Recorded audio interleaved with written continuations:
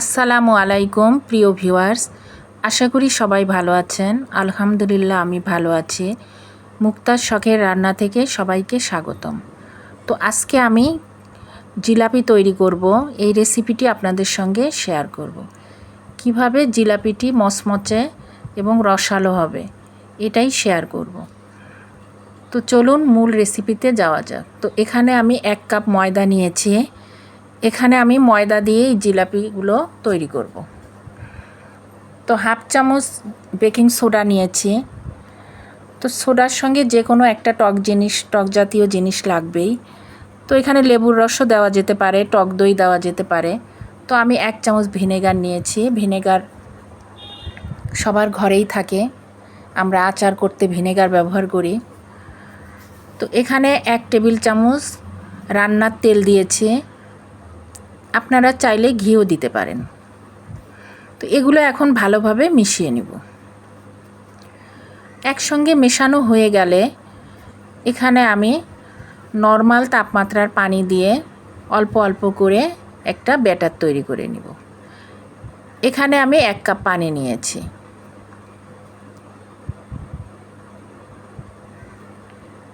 তো পানি দিয়ে অল্প অল্প করে তৈরি করে নিব। আমি যে কাপ দিয়ে ময়দা মেপে দিয়েছি ওই কাপ দিয়েই পানি মেপে নিয়েছি।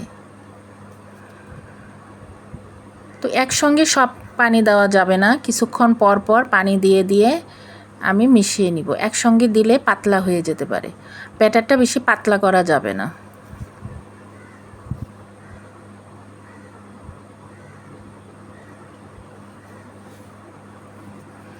তো এভাবে ফেটাতে হবে, এটা হাতের সাহায্যেই বেশি ভালো হয়। হ্যান্ড উইচের সাহায্যেও হয়, তবে হাত দিয়েই বেশি ভালো হয়। তো এভাবে আমি 7 থেকে 8 মিনিট ফেটিয়ে নিব।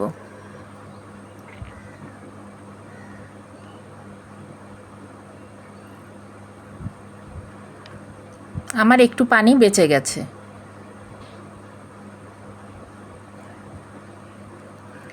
এটা যত ফেটানো যাবে জিলাপি তত মচমচে সুন্দর হবে। একটু সময় নিয়ে ফেটাতে হবে।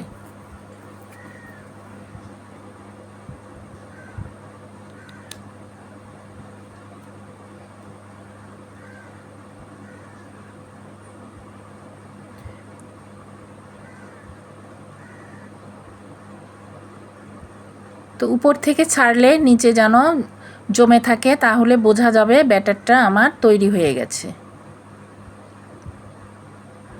তো এটা আমি ঢেকে রেখে দিব 10-15 মিনিটের জন্য। এর মধ্যে আমি শিরাটা তৈরি করে নিব। তো আমি এখানে 2 কাপ চিনি দিয়ে দিব।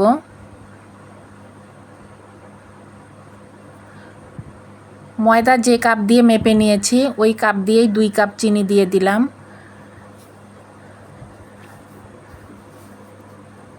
আর এখানে 1 কাপ পানি দিব।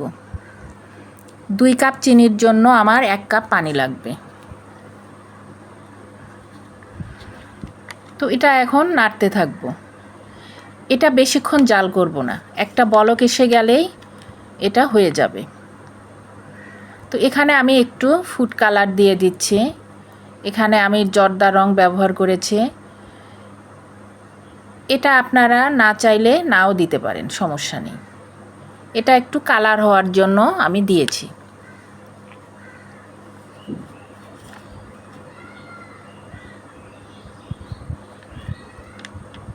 বলক আসা পর্যন্ত অপেক্ষা করব।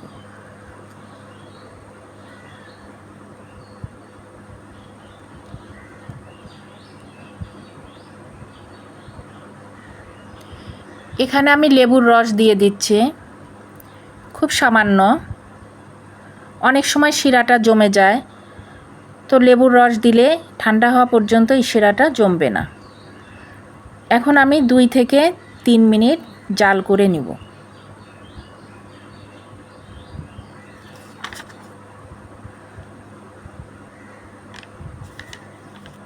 তো এখানে আমি 2 চামচ ঘি দিয়ে দিচ্ছি। এখানে বাটারও দিতে পারেন, এটা একটা সুন্দর ফ্লেভার আসে। তো এখন 2 থেকে 3 মিনিট জাল করে নিব। বেশি জাল করলে শিরাটা ঘন হয়ে যাবে।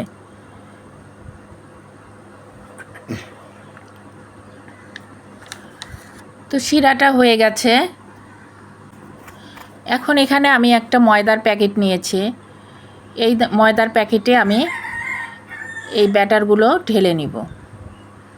তো একটা রাবার দিয়ে টাইট করে লাগিয়ে নিব মুখটা, যাতে খুলে না যায়। এখানে অবশ্যই মোটা প্যাকেট নিতে হবে। তো কেচি দিয়ে আমি এক কোণা একটু কেটে নিব। এটা একটু মোটা করে কাটলে মোটা মোটা হবে জিলাপি, ছোট করে কাটলে ছোট ছোট হবে। তো তেলটা অনেক গরম করে নিতে হবে।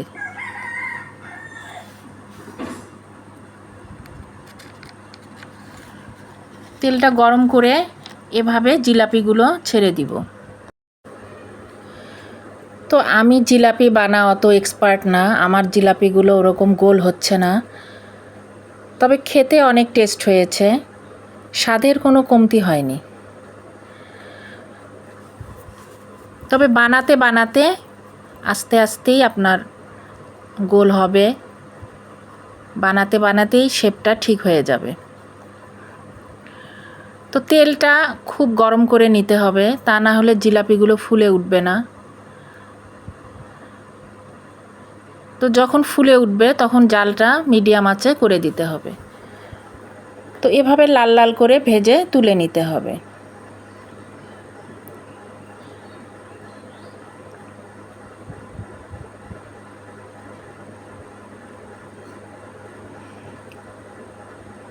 এখন এগুলো আমি তুলে নিব।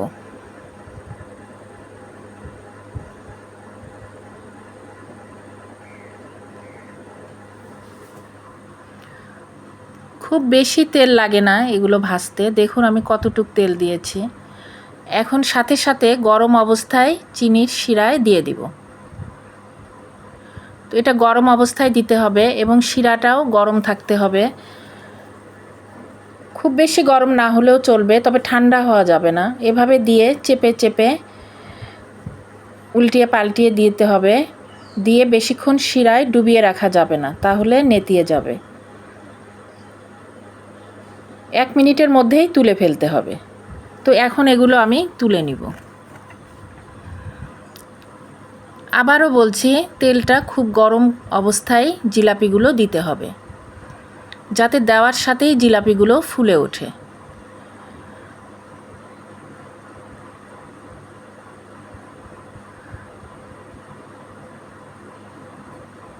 তো এটা বোতলের মুখ ফুটা করেও করা যায়, আবার এরকম মোটা পলিতে নিয়েও করা যায়। তো আমি আবার কিছু জিলাপি এভাবে ভেজে নিব।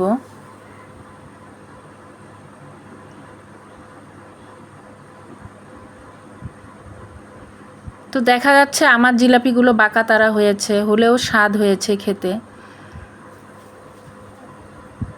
তো আশা করি ভিডিওটি ভালো লেগেছে। ভিডিওটি ভালো লাগলে একটা লাইক দিবেন, একটা শেয়ার করে দিবেন, কমেন্ট করবেন। আমি আবারও ডুবিয়ে দিলাম। তো আবারও বলছি, শিরাটা একদম ঠান্ডা রাখা যাবে না, এটা গরম, হালকা গরম অবস্থায় দিতে হবে। আর বেশিক্ষণ ডুবিয়ে রাখা যাবে না, তাহলে জিলাপিগুলো মচমচা থাকবে না। তো এইভাবে 1 পিঠ 2 পিঠ এইভাবে উল্টায় নিয়ে একটু চামচ দিয়ে দিয়ে চেপে চেপে জিলাপিগুলো তুলে নিতে হবে।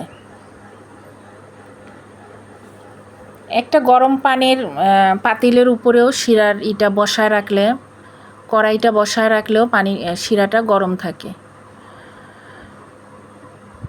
তো একটা সাবস্ক্রাইব করবেন, যারা আমার চ্যানেলটি নতুন সাবস্ক্রাইব করেননি তারা একটা সাবস্ক্রাইব করবেন।